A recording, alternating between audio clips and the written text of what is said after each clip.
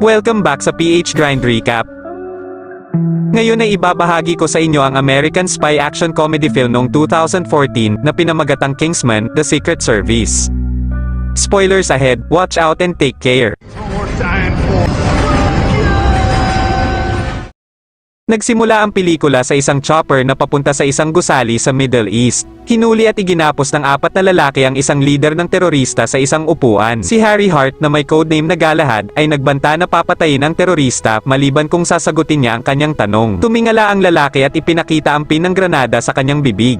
Si Lee, ang kasama ni Harry, ay tumalon sa terorista at pinigilan ang pagsabog at nagsakripisyo para sa kanyang mga kasama. Sina Merlin at Lancelot, ang dalawa pang kasama ni Harry, ay nagtanggal ng takip sa muka at tinanggap ni Harry si Lancelot sa ahensya ng Kingsman para sa pagkilala ng sakripisyo ni Lee. Binisita ni Harry si Michelle, ang asawa ni Lee, para ipaalam sa kanya ang pagkamatay ng kanyang asawa. Binigyan niya siya ng medalya bilang parangal kay Lee na may numero sa likod kung sakaling may kailangan siya at dapat niya lang sabihin ang salitang Oxford Not Brogues para malaman na siya ang tumawag. Pero tinanggihan ito ni Michelle. Pagkatapos ay nilapitan ni Harry ang anak ni Lee na si Gary o Eggsy at binigay sa kanya ang medalya.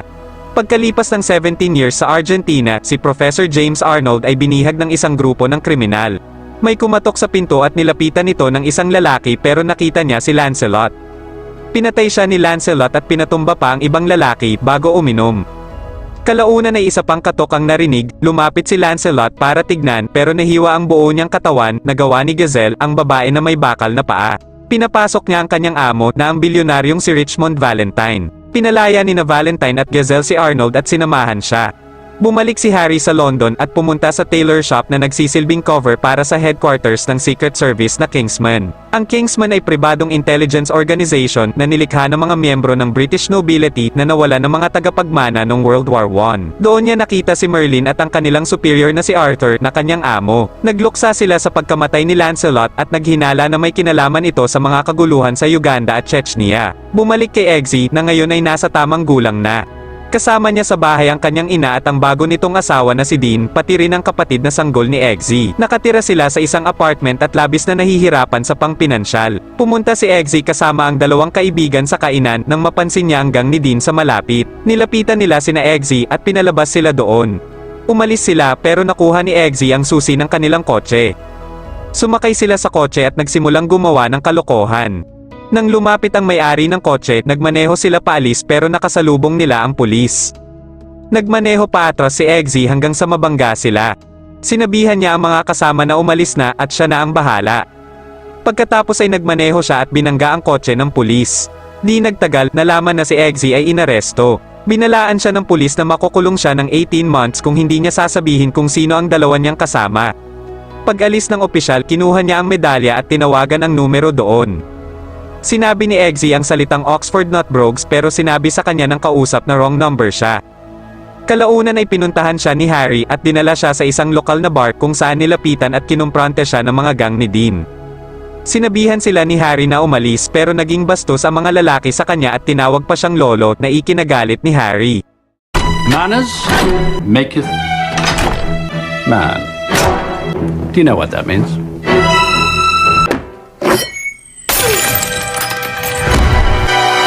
Are we going to stand around here all day? Or are we going to fight? Kick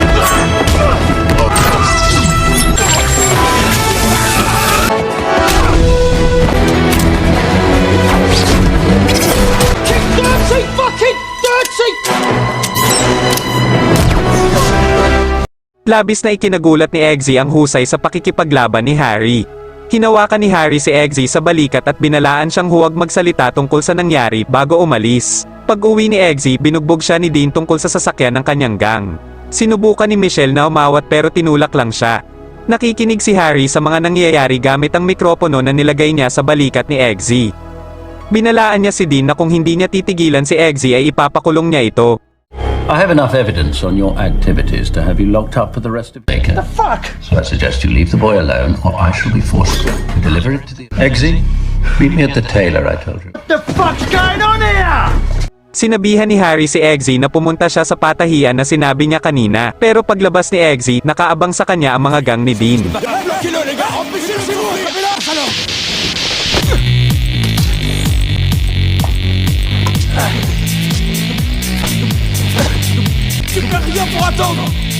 Nakapunta si Eggsy sa tahian at nakita si Harry na nag-alok sa kanya na magtrabaho sa Kingsman tulad ng kanyang ama. Tinanggap niya ang alok at bumaba sila sa sikretong lokasyon at nakita niya ang iba pang ni-recruit. Ang babae na si Roxy ay nakipagkaibigan sa kanya habang si Charlie at iba pa ay inaasar si Eggsy. Kasunod nito pinuntahan ni Harry si Professor Arnold na pinalaya sa pagkakakidnap. Tinanong siya ni Harry tungkol sa pagdukot. Sumigaw sa sakit si Arnold at sumabog ang kanyang ulo. Nang biglang dumating ang mga bantay, naghagis ng granada si Harry bago tumalon sa bintana paalis. Nakoma si Harry dahil sa nangyaring pagsabog. Nang malaman ni Valentine ang pagkamatay ni Arnold, pinahanap niya kung sino ang nakabuntot sa kanilang kaso. Ang silid ni Eggsy ay nagsimulang bumaha ng tubig habang natutulog ang lahat. Ang karamihan ay pumunta sa kubeta para kumuha ng hangin mula sa tubo. Pero sinubukan ni Eggsy na buksan ang pinto at pagkatapos ay lumapit siya sa salamin at sinimulang suntukin ito hanggang sa mabasag at nakaligtas sila. Pinanood sila ni Merlin at pinuri ang kahusayan ni Eggsy pero nabigo silang magtulungan na ikinamatay ng isa nilang kasama. Sumunod, nakikipag-usap si Valentine sa Scandinavian princess na si Tilda at sa Prime Minister. Ipinaalam niya sa kanila ang kanyang planong labanan ng climate change. Sinuportahan siya ng Prime Minister pero tumanggi si Tilda at agad na umalis. Pero dinukot siya ni Gazelle at pinatay ang lahat ng mga bantay ni Tilda. Bumalik sa mga nagsasanay, binigyan sila ng mga alagang aso para isama sa kanilang pagsasanay.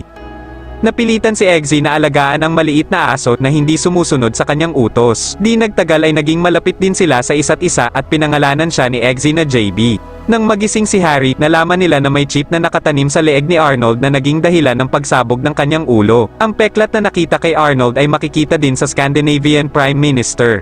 Pinagsususpetsahan ni Merlin si Valentine para sa lahat ng ito. Pinakita sa kanila ni Eggsy ang bagong event ni Valentine kung saan nangako siyang mamimigay ng libreng SIM card sa buong mundo. Pinaghinalaan din nila siya sa pagkidnap sa ilang mga pangulo at mga celebrity. Nag-undercover si Harry at pinuntahan si Valentine para malaman pa ang tungkol sa kanyang mga ambisyon. Kumain ang dalawa at pinag-usapan ang hilig nila sa panonood ng pelikulang James Bond, kaya walang masyadong nakuhang impormasyon si Harry maliban sa dalang flyer ng assistant tungkol sa hate group church sa Kentucky. Sumunod, makikita ang mga nagsasanay at sila ay binigyan ng sumunod na assignment kung saan tatalon sila sa eroplano at lumapag sa isang bilog sa baba. Pagkatapos nilang tumalon, sinabi sa kanila ni Merlin na ang isa sa kanila ay walang parachute. Natakot ang isang recruit at agad na binuksan ang kanyang parachute.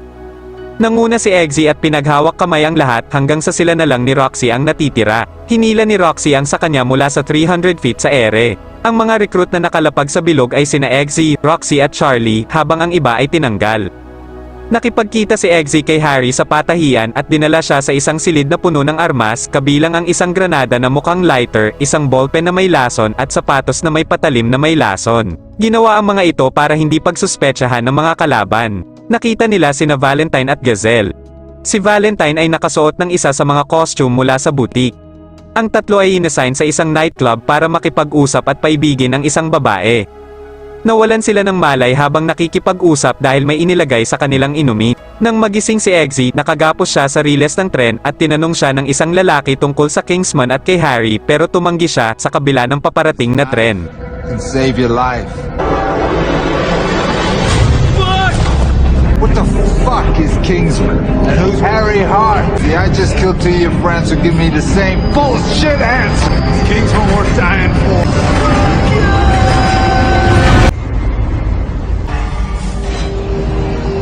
Pagbalik nila, sinabi ni Merlin na silang dalawa lang ni Roxy ang nakapasa sa pagsusulit pero hindi si Charlie. What you want, please?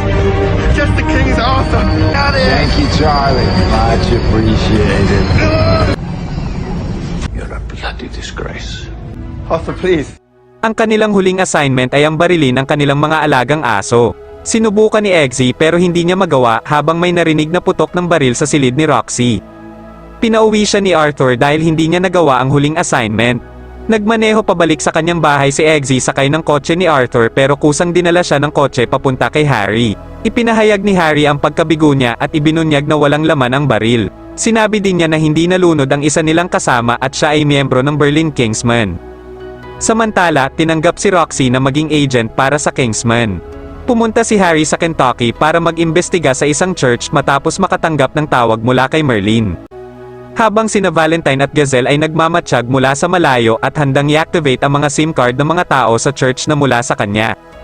Ang lahat, maging si Harry, ay nawala sa sarili matapos ma-activate ang signal at nagsimula silang atakihin ang isa't isa.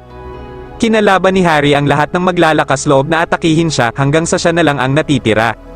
Nakita ng lahat sa headquarters ang nangyari sa church.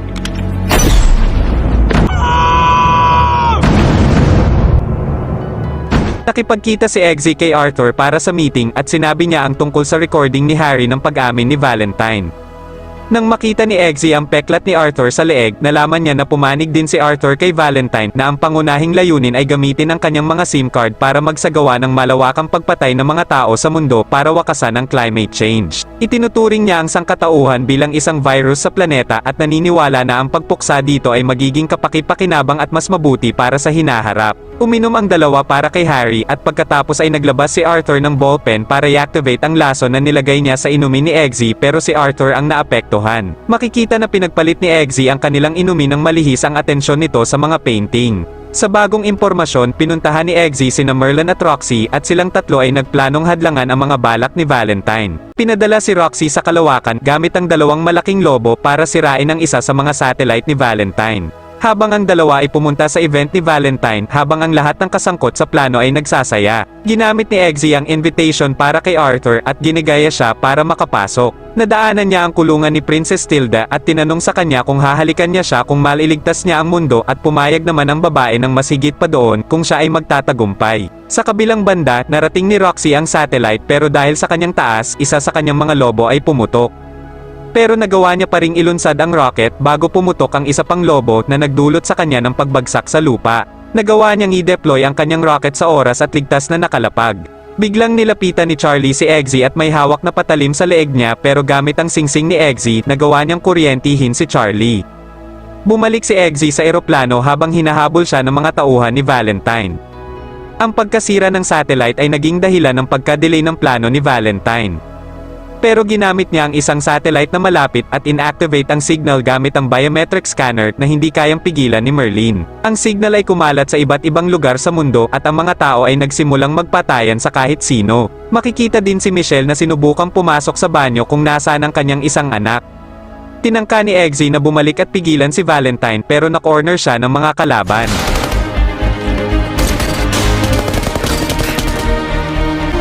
Merlin, I'm fucked.